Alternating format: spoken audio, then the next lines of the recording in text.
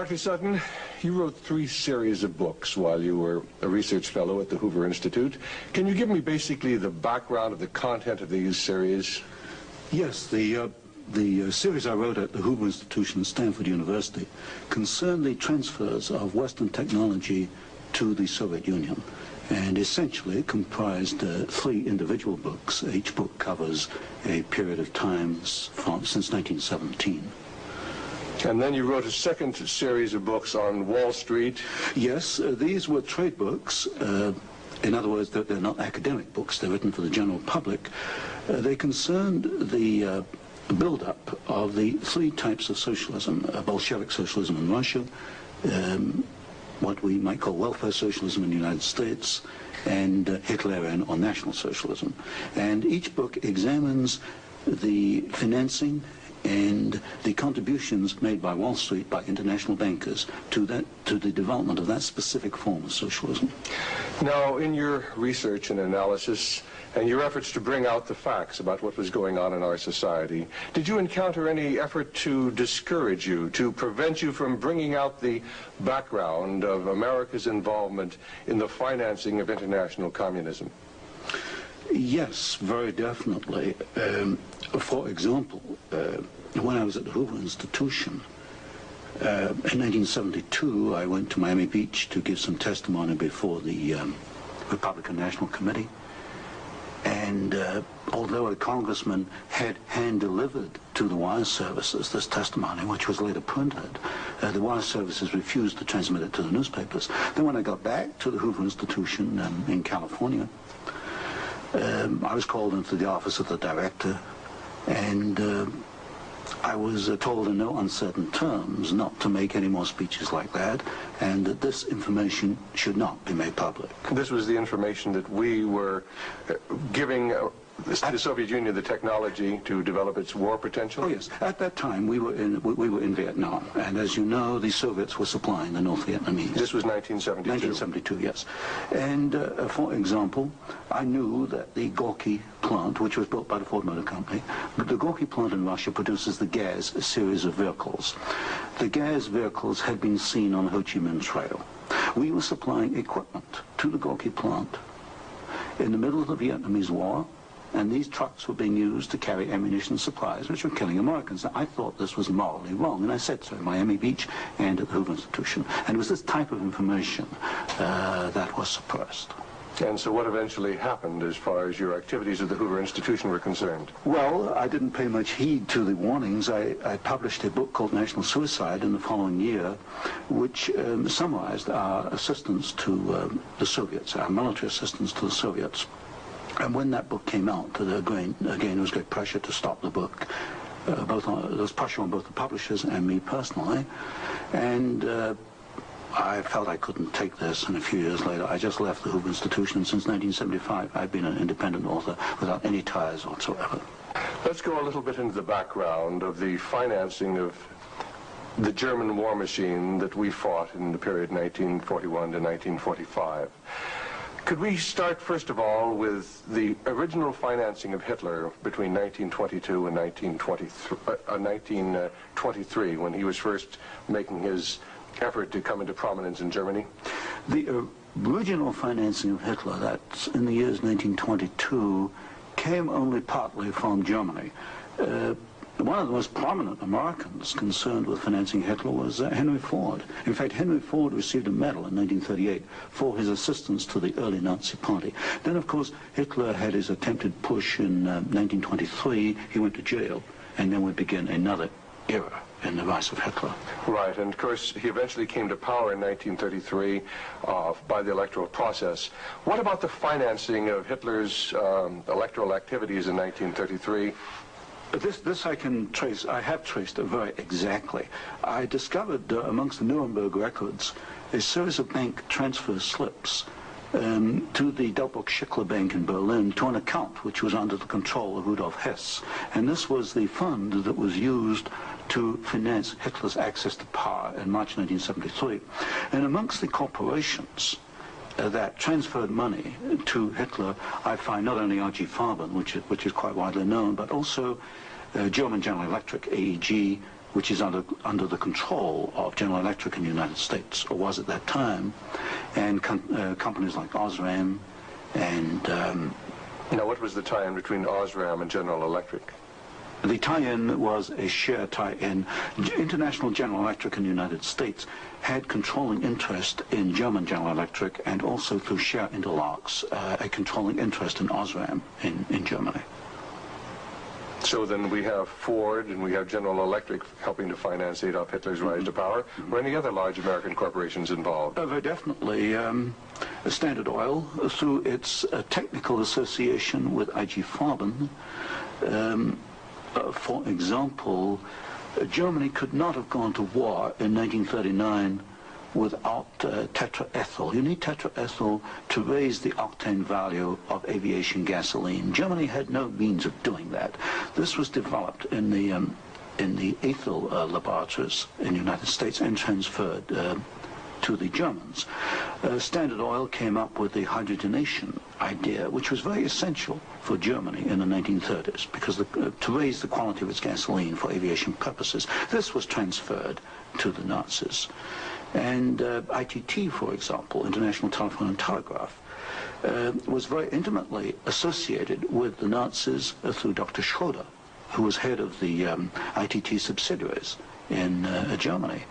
And ITT controlled companies which made not only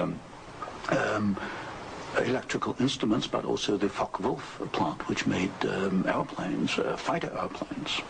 So what you're suggesting then is that American corporations were helping to finance the German industry that was building up the war potential? American corporations, only a few, not many, financed Hitler through their subsidiaries. They transferred technology.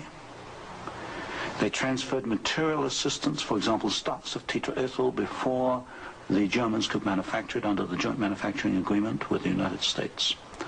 And also they financed this. For example, Standard Oil financed in 1933 the development of the gasoline industry in Germany, which was needed to fight World War II. And that's a very interesting point. Could you go a little bit into the background of where Germany got its oil to fight the Second World War? Because certainly Germany doesn't have oil resources. Germany does not have oil resources, that's true. It used in World War II synthetic oil, which it got from coal. And the basic technical processes for the development of oil from coal came from the United States, from essentially from the Standard Oil laboratories, which had this technical assistance agreement with IG Farben. And of course IG Farben contributed something like 60% of the explosives needed by the German Wehrmacht, probably about 40–50% of the gasoline needed by the Wehrmacht and by the German Air Force, the Luftwaffe. And was there a definite interlock between IG Farben and Standard Oil? The interlock was at the technical level, the exchange of patents. It was through a financial technical assistance agreement. There were other interlocks with the United States through a subsidiary, IG Farben, in the United States. But with Standard Oil, the interlocks were at the technical and financial level. And is it a fact, it's been stated, that there were members of the board of directors of Standard Oil who were also on the board of directors of American IG Farben? Yes, Walter Teagle is one name that comes to mind. There were several directors. Was there an interlock with Ford between IG Farben and American IG Farben and the Ford Motor Company? Not that I can recall, not offhand. Not offhand. So basically what we're seeing then is American industry helping to provide the technology, helping to provide the finance, helping to provide the material that is going to allow Hitler to create his war machine. Yes, that is correct. That is correct. Now, in your book, Wall Street and the Rise of Hitler, you talked about the bombing patterns during the Second World War, and the fact that it was amazing that there were certain factories that were not bombed, whereas the majority of the German factories were decimated, German-owned factories. There were certain factories that tied into this interlock we've already alluded to, that for some strange reason seemed to escape the devastation of our saturation bombing. In World War II, the German electrical industry was or should have been a prime target for Western bombing. But in practice, the German General Electric plants were not bombed. Of the 10 major plants, not one was bombed, and a half a dozen others had trifling damage, broken windows, that kind of thing. So what we have here is a very interesting case of an industry which should have been bombed in World War II, but was not bombed, and yet we have American ownership, which raises a certain amount of suspicion as to why it was not bombed.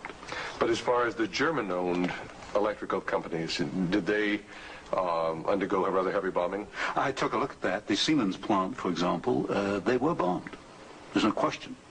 But the industry was not targeted as a general target. So Siemens, for example, was not bombed as heavily as, say, tank plants or aviation plants, that kind of thing. You mentioned the Ford plant in Cologne. Was this a prime military target?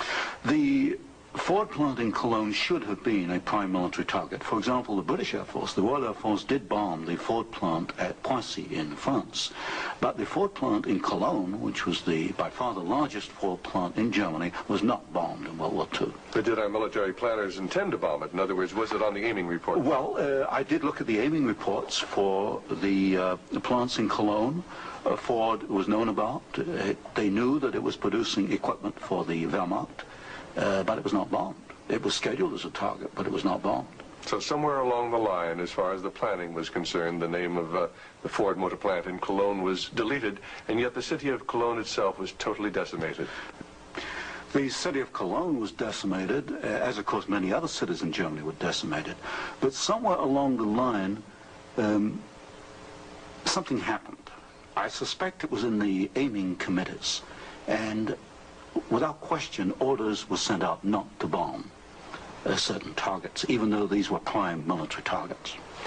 And that's rather reminiscent of some of the orders that went out during the Korean War, some of the orders that went out during the Vietnamese War to leave specific targets within the enemy's domain untouched by our strategic bombing. I understand that was so, although I've not investigated it.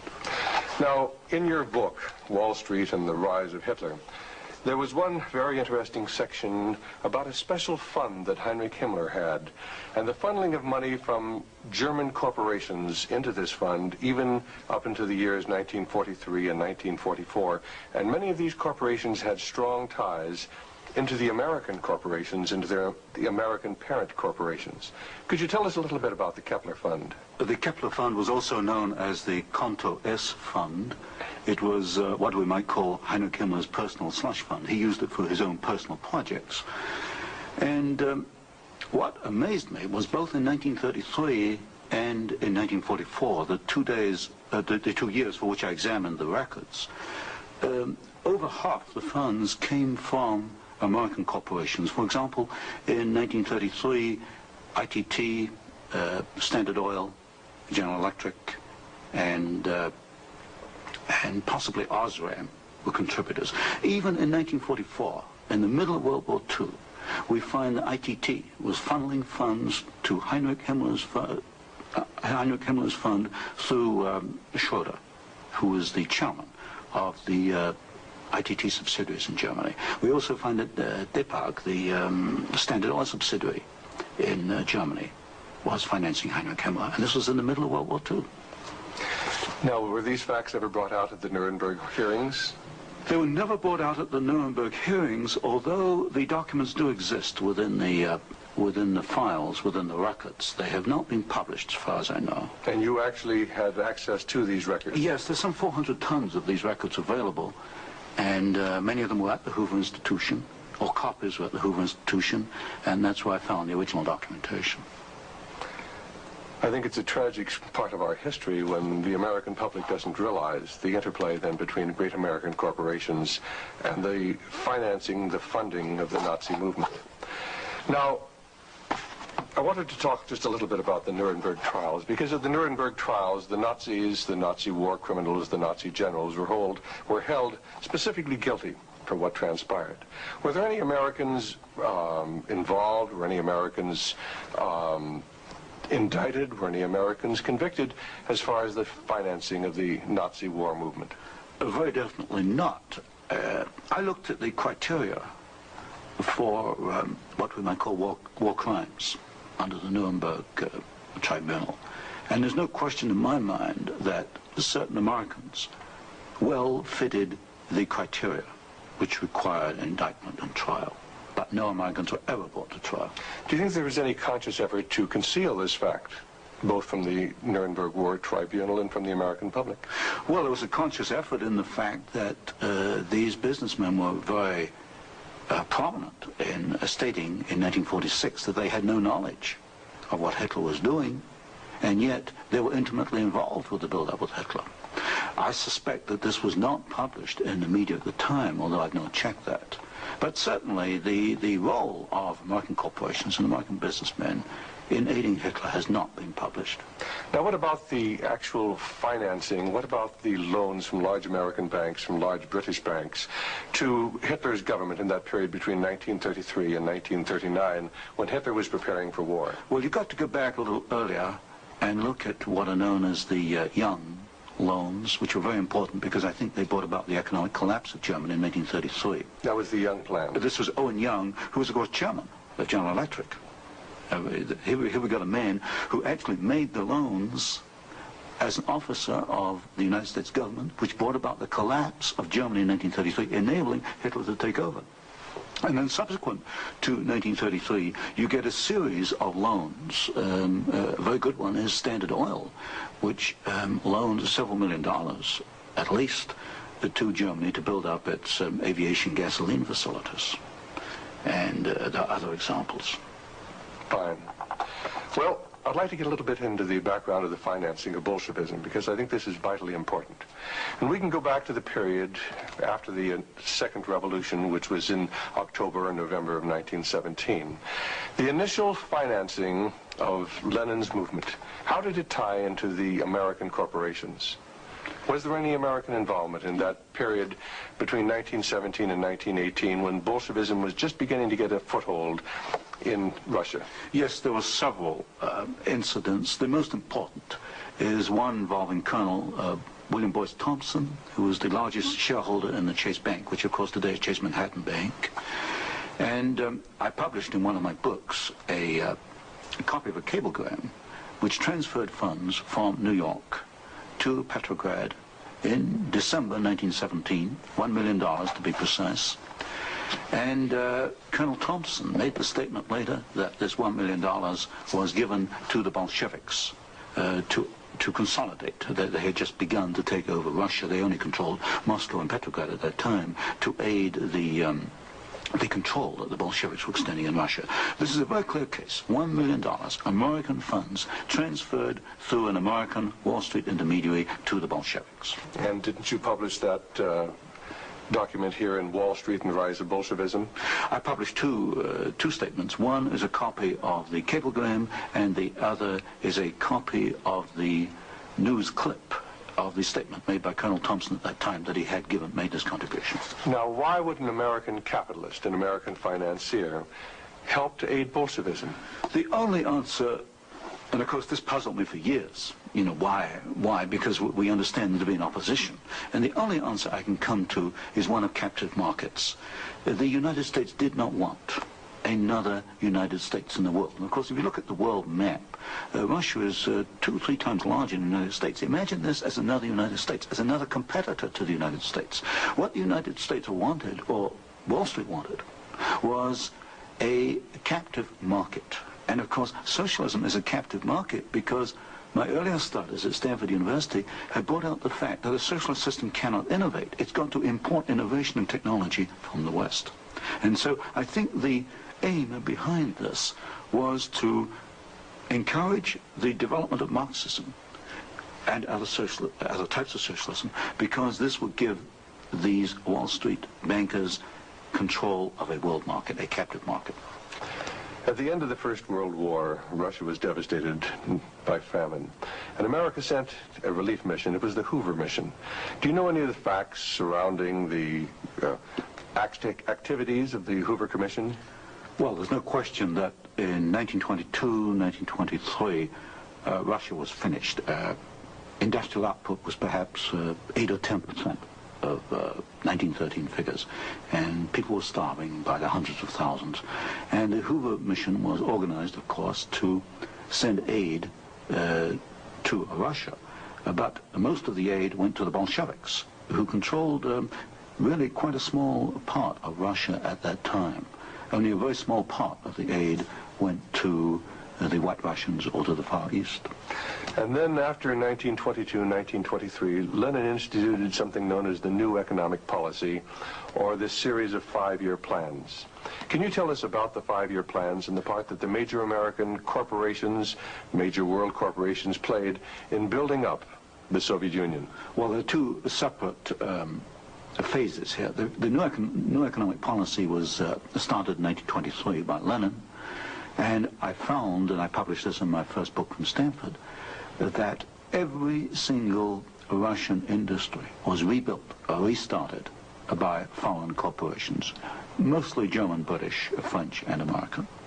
By 1928, Russia was back to approximately its 1913 industrial output. And at that point, she began to think of these grandiose 5-year plans. And in 1928, Gosplan, which is the Russian government planning commission, actually designed an initial 5-year plan, but this was thrown out, it was inadequate, and American corporations were brought into Russia. And the first 5-year plan and the second 5-year plan were actually designed in the United States by American corporations. And what were these corporations? Which ones specifically were involved? The design of the first 5-year plan was by a corporation probably not known to most Americans, Albert Kahn. But Albert Kahn was the foremost industrial architect in the United States. And Albert Kahn laid out the basics of the first 5-year plan for the Soviets. And then we find, again, the same corporations involved with the construction of the plants. International General Electric, certainly, DuPont, Ford Motor, Hercules Motor, Curtiss-Wright in aircraft engines, and even some corporations which today were forgotten about, like Valti and Chance Vought. These were aircraft manufacturers at that time. And so American corporations came in and they built the first 5-year plan. But what was important, the Soviets then copied these plans, and this accounts for the tremendous Russian output. They took this initial equipment and they multiplied it, they copied it by the 100.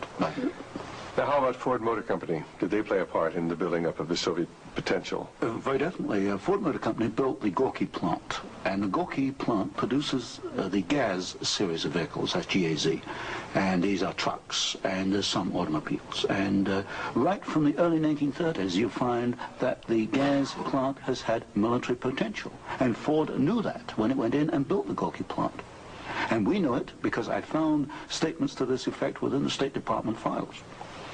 Sometimes we hear the name Averell Harriman. Did he play a part in building up the Soviet technology? Very definitely. In fact, Averell Harriman came out of the Soviet Union financially at a profit. He took over the Georgian manganese concession in the early 1920s. Got this back on his feet for the Soviets, and manganese became a prime export for the Soviets, and so they were able to sell this abroad, get foreign exchange, which financed their industrialization. And then they bought out Harriman about 1929, and Averell Harriman received as compensation $1 million more than he put in the first place. How about Armand Hammer of Occidental Petroleum? Armand Hammer is a very interesting example. Armand Hammer received the first foreign concession in 1922. In asbestos in the Ural Mountains. And he also conducted for the Soviets a number of other enterprises, right down to pens and pencil manufacturing, for example. But Armand Hammer is interesting because his father, although Armand Hammer today is chairman of Occidental Petroleum Corporation, his father was Julius Hammer, who in 1919 was Secretary General of the Communist Party USA, which emphasizes the argument I make throughout my books, that at the top level, there's no difference between your top communists and your top capitalists. They interlink. You've got Armand Hammer, chairman of Occidental Petroleum. His father was Secretary of the Communist Party USA in 1919. So it's basically a power grab. It's a power grab, an international power grab. Now, during the Second World War, why, Russia was pretty well decimated once again by German forces. What part did the American Lend-Lease program play in building up Russia's industrial capacity after the Second World War? Well, Lend-Lease built up Russia's capacity, modernized it, and expanded it during World War II. And there was some continuation all the way through perhaps to 1948, 1949. There was a program after Lend-Lease, which was supposed to be restricted to foodstuffs and industrial materials, but in effect, I checked the records in the warehouses in Suitland, Maryland, I find that even after World War II, and this was against the intent of Congress, I suspect, there was a massive transfer of the latest industrial equipment to the Soviet Union under the so-called Lend-Lease program. Now, in 1948, there was a fascinating book came out by Major Racy Jordan, in which he talked about American aid to the communists as far as their ability to build nuclear weapons. Did you ever have an opportunity of verifying the facts that we had given them the heavy water, we'd given them the wherewithal to build their atomic weapons? Well, as part of the work I was doing at Stanford, I did investigate the shipping documents for Lend-Lease, and I took a sample of these documents and I checked them against Major Jordan. And broadly, Major Jordan was correct within, say, about 5%. And Major Jordan, of course, made the charge that we had shipped materials to the Soviets, 1944, 1945, which were later used in their atomic program. There is no doubt he is correct. We shipped heavy water, which is essential, but we shipped other items which are perhaps less obvious to the layman. We shipped, for example, aluminum tubes, and aluminum tubes are essential for atomic energy development. We shipped graphite, and graphite is another essential component. So generally, as far as I could check, and I checked the original government Lend-Lease document, General Major Jordan was correct. Now, as the years have gone by, of course, we see a growing Soviet nuclear threat. The Soviets now have MIRV missiles. Mm-hmm. Can you give a little of the background on how the Soviet Union, which really didn't have the technology to develop those MIRV missiles that threaten our cities today, how were they able to develop the MIRV capacity? Well, you've got to go back and look at how the Russians were able to develop a rocket, space technology anyway. What they did after World War II was American forces were held back for a while the Soviets occupied East Germany. They stripped East Germany. They took back the latest of the V2 rocket technology from Peenemünde and other places. And the V2 became the basis of the Russian space technology.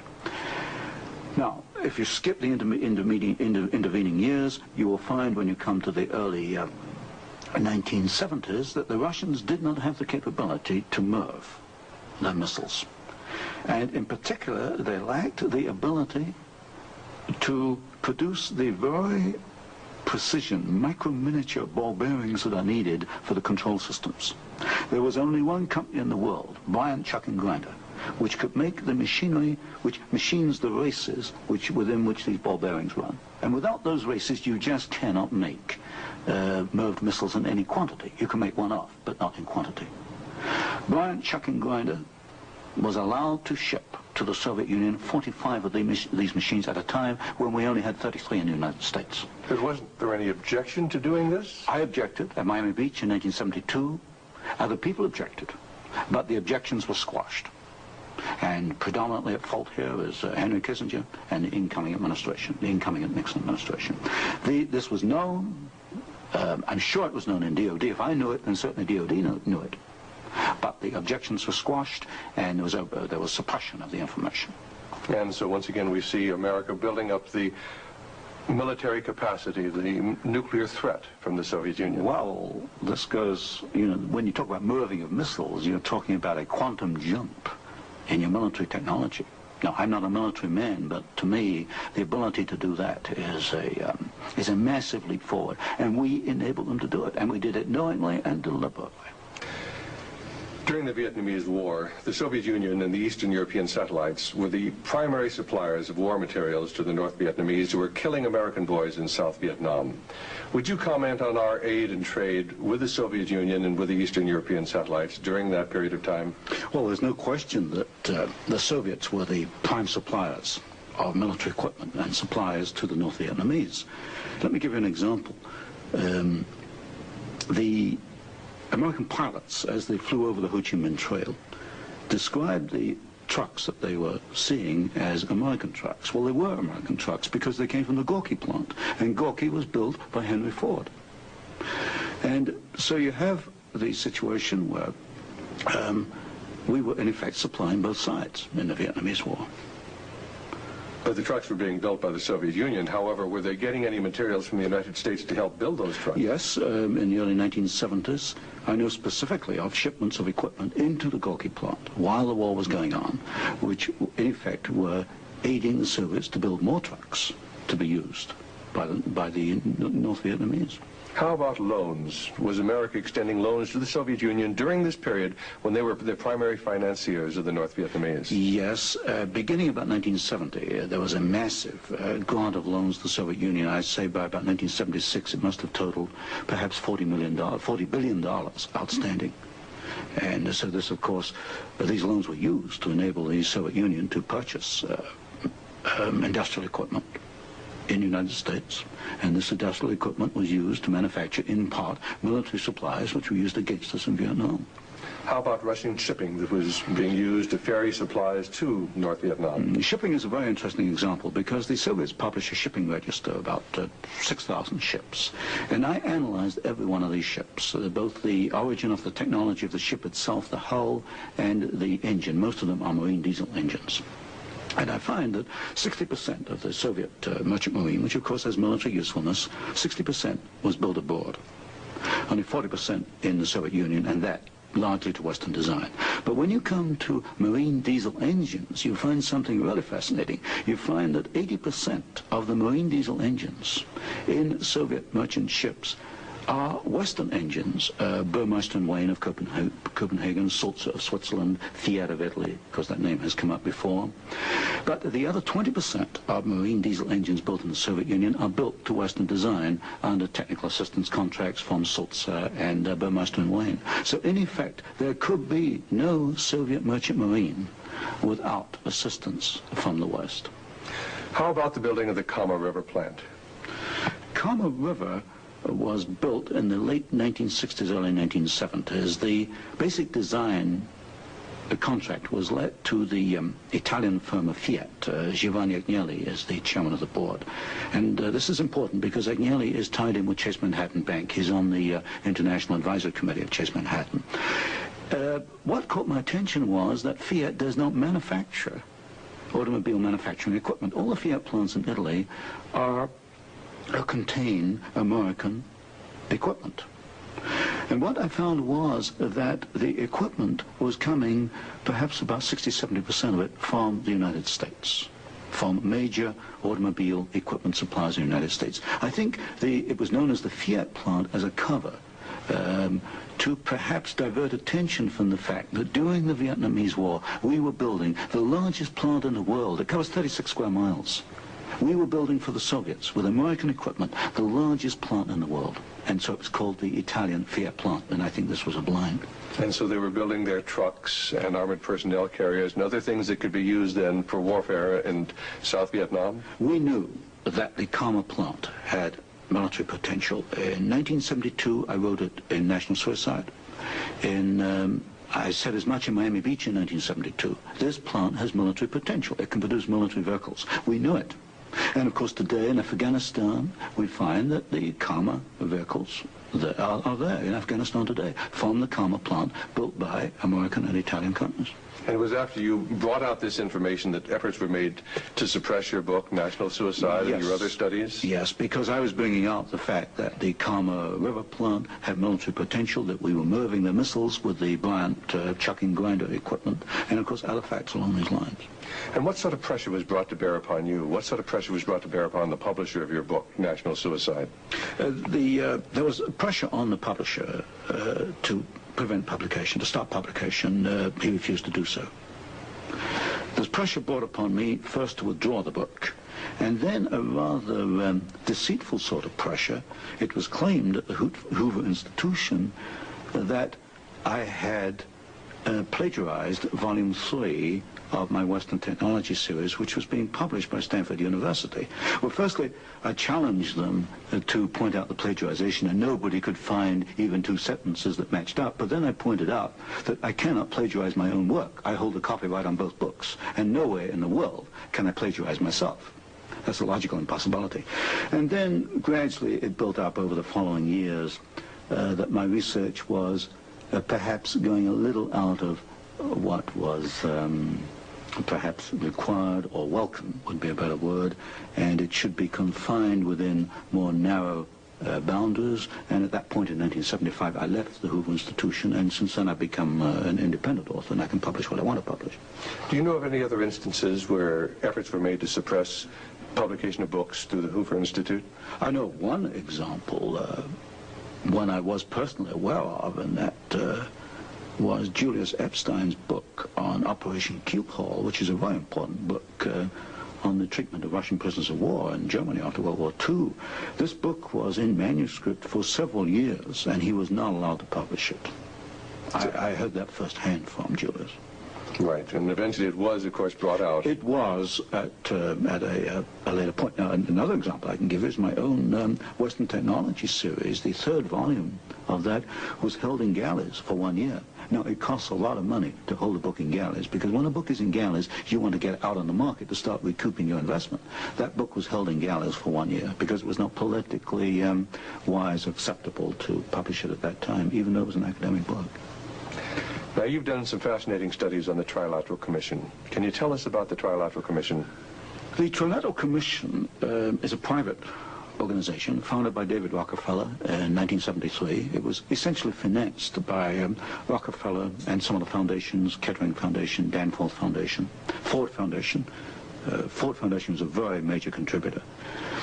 And the stated objective is to encourage discussion amongst what they call the trilateral regions. I should point out that of the 300 members, 1/3 come from the United States, 1/3 from Japan, and 1/3 from Europe.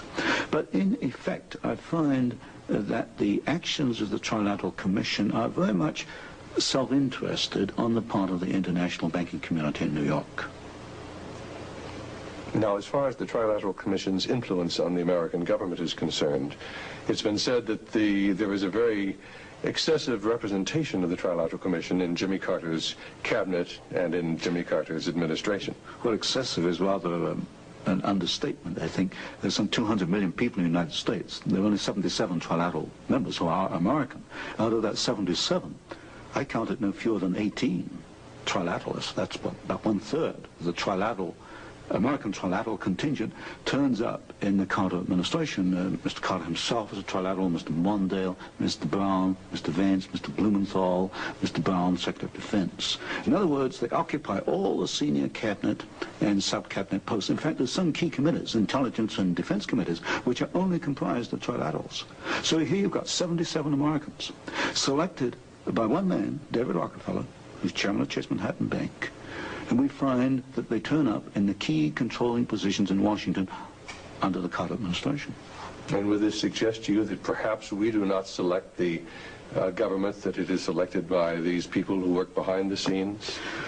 You can come to no other conclusion. If you look today at who's running for office, you find Mr. Bush is a trilateral, you find Mr. Anderson is a trilateral, Mr. Carter's a trilateral. We find articles appearing in Newsweek magazine, Time magazine, U.S. News and World Report, many of the major media telling us there's really nothing to be concerned about from the Trilateral Commission. Is there any interlock between the Trilateral Commission and the major media in the United States? Yes, there is an interlock, particularly in the news media. For example, the Chicago Sun-Times, the executive editor there, James Hoagie, is a trilateral.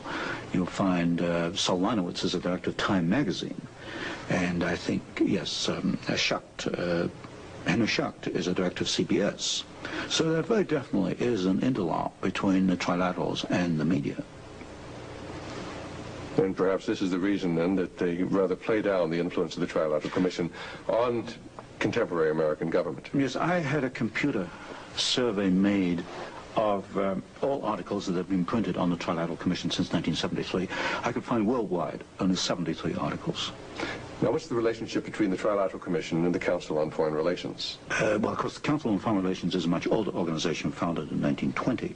I did a study in which I compared trilaterals with or without membership in the CFR, Council on Foreign Relations. I find there's something over 50% overlap.